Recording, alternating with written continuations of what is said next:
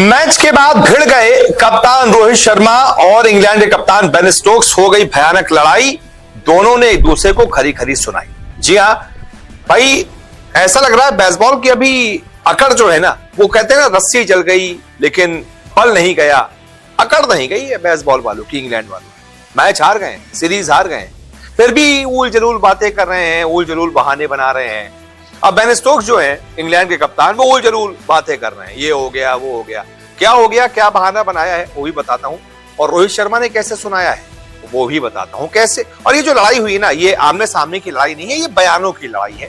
लड़ाई coat and quote है, बयानों की लड़ाई है। रोहित शर्मा ने कुछ कहा, उधर से उन्होंने कुछ कहा, कुछ बहाना बनाया। इंडिया ने कुछ कहा, इंग्लैंड ने कुछ कहा, तो ऐसे ये लड़ाई हुई है।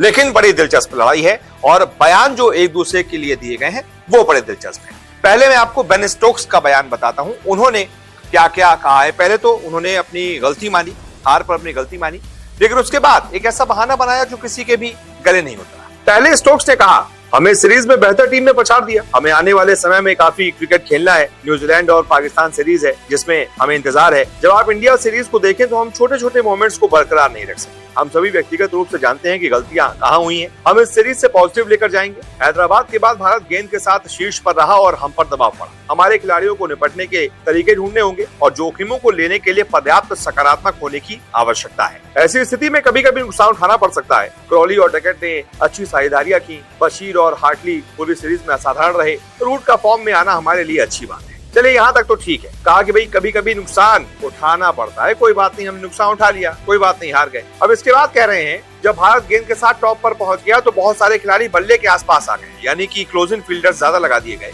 आपको उन लोगों को खेल से बाहर रखने के तरीके ढूंढने की जरूरत होगी। आपको रिस्क लेने के लिए पॉजिटिव रहने की जरूरत होती है और कभी कभी ये पतन का कारण बन जाता है। यानी कि इनसे पूछा गया था, इतना अटैकिंग क्यों खेला भाई, ये बेसबॉल आपने क्यों खेला, जब आपको पता है बेसबॉल नहीं खेल पा रहे हो, डिफेंसिव खेलने की जरूरत है, तो डिफेंसिव क्यों नहीं खेला।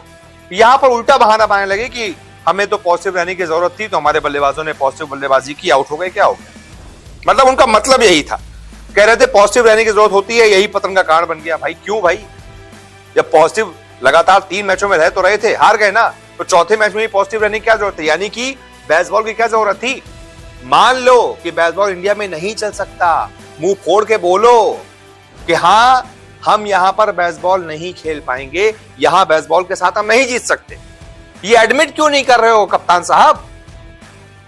इंडिया ने पोल खोल दिए तुम्हारे बेसबॉल की, एडमिट करो, बोलो। लेकिन नहीं, रस्सी जल गई, बल नहीं गया, अकड़ नहीं गई, हम तो ऐसे ही खेलेंगे भले ही हार जाएं। अब इसके बाद रोहित शर्मा ने प्रेस कॉन्फ्रेंस में क्या बोला, यह भी जानना बड़ा जरूरी है। रोहित शर्मा से पूछा गया कि कई लोग कह रहे थे कि सीरीज के बाद आप रिटायरमेंट ले लेंगे, बहुत उम्र हो गई है, ये वो। तो रोहित ने बड़ा दिलचस्प जवाब दिया। रोहित ने कहा कि एक दिन जब मैं जागूंगा और महसूस करूंगा कि मैं अच्छा नहीं हूं, तो मैं तुरंत संन्यास ले लूंगा।